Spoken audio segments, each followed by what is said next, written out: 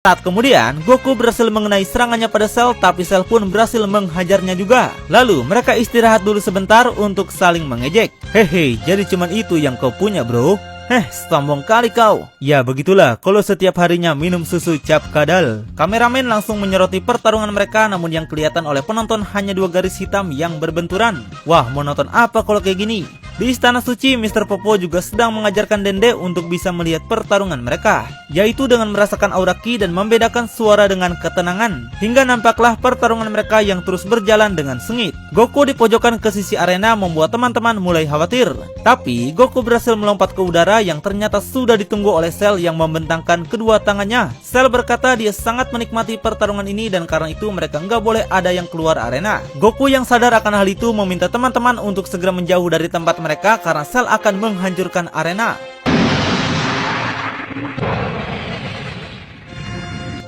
Beruntungnya tidak ada satu orang pun yang menjadi korban dari serangan Cell. Dan setelah hancurnya arena, kini mereka bisa bertarung dengan bebas dan menjadikan daratan bumilah sebagai arena mereka yang baru. Hanya kematianlah yang bisa menentukan kekalahan atau kemenangan mereka. Cell yang masih semangat ini pun langsung menyerang Goku terlebih dahulu.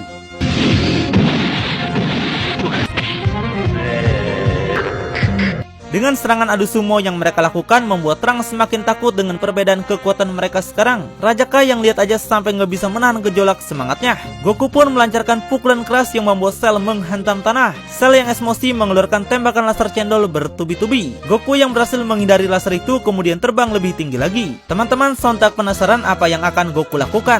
Ternyata Goku akan menggunakan jurus Kamehameha dengan kekuatan penuh miliknya. Cell beranggapan jika Goku melakukannya dari atas maka bumi yang mereka cintai ini akan kiamat. Namun Goku seperti tidak peduli lagi dengan hal itu, membuat teman-teman yang ngelihat aja seketika panik. Tapi ternyata Goku menggunakan Sun Kanido untuk berpindah di depan Cell lalu dilancarkanlah Kamehameha super besar itu.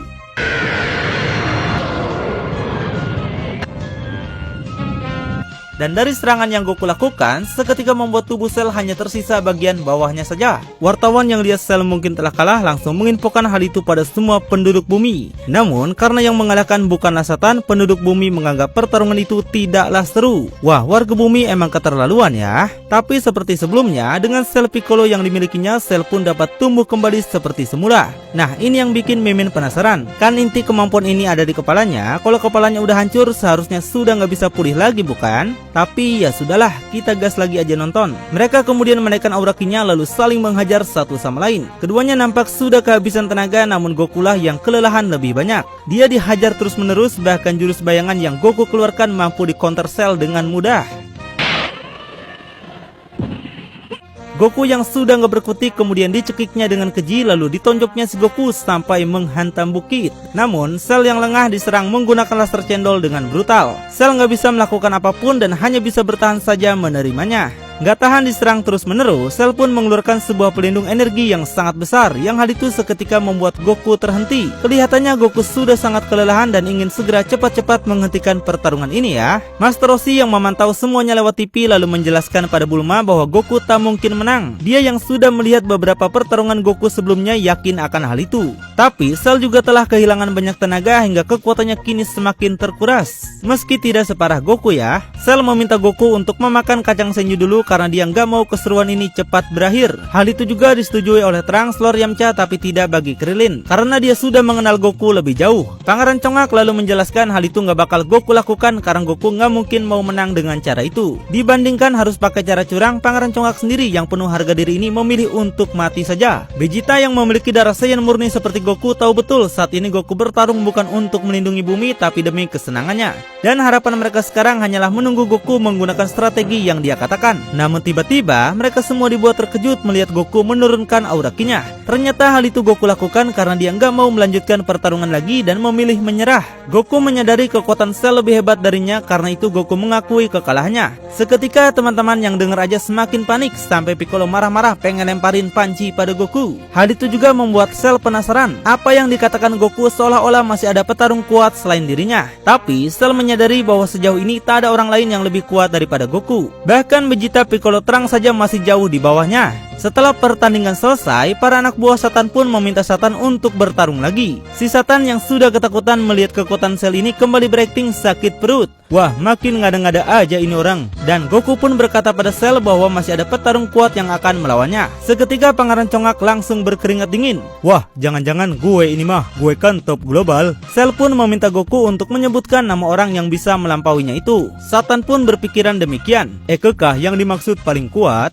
Tapi ternyata orang yang dimaksud Goku dapat melampaui kekuatan dia dan Cell adalah anaknya sendiri, yaitu Son Gohan. Seketika muka teman-teman yang dengar aja sampai terkejut. Piccolo pun berkata, "Woi, anak angkat gue mau kau bunuh ya?" Teman-teman langsung mendebat Goku dengan beberapa pertanyaan, tapi Goku menjelaskan bahwa Gohan memiliki kekuatan yang melebihi siapapun. Saat masih kecil saja, Gohan sudah mampu melampaui kekuatan Goku dan Piccolo, padahal saat itu belum menjadi petarung. Apalagi sekarang yang sudah dilatih keras pasti bakal lebih kuat lagi, bukan? Goku menegaskan bahwa Gohan adalah seorang Saiyan yang istimewa dengan banyak kekuatan tersembunyi di dalamnya. Dan alasan Goku bertarung lebih dulu dengan Cell adalah untuk menunjukkan pada Gohan seperti itulah bertarung dengan Cell. Dengan contoh seperti itu, Goku yakin Gohan sudah punya gambaran besar untuk melawan Cell. Akhirnya, Gohan pun membuka jubahnya lalu gas ke hadapan Cell. Wartawan yang lihat Gohan itu kemudian bertanya pada Satan siapakah bocah tersebut. Namun, Satan yang masih merasa paling kuat ini berkata jika bocah itu adalah penjual bento. Ah, penjual bento?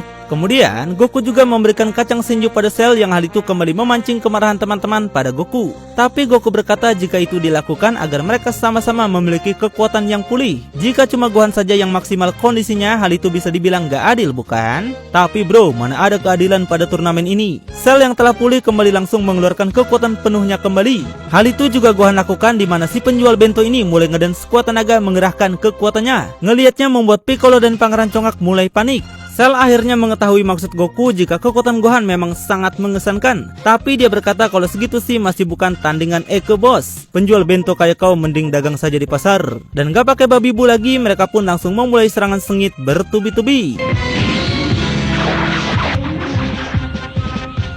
Nampak Gohan berhasil dikunci oleh Cell lalu menghajarnya berkali-kali seperti samsak tinju. Teman-teman yang lihat aja menganggap Gohan mungkin akan kalah. Namun Goku tetap tersenyum seperti akan ada sesuatu yang mengagumkan. Kemudian Cell mengakhiri pertarungan itu dengan tendangan Misaki yang membuat penjual bento terjun menghantam tanah. Lalu Cell kembali nembakin laser cendol bertubi-tubinya membuat Gohan hanya bisa menghindar terus-menerus. Sang raja yang berniat akan mengirimkan pasukan militer pun kembali dia tarik mundur. Hal itu karena sang raja merasa mereka mungkin akan tetap kalah. Jadi, dia akan mempercayakan saja semuanya pada Son Gohan yang kini sedang berjuang. Cell yang nampak masih unggul terus menghajar Gohan dengan ganas. Lalu, mengakhirinya dengan serangan laser besar.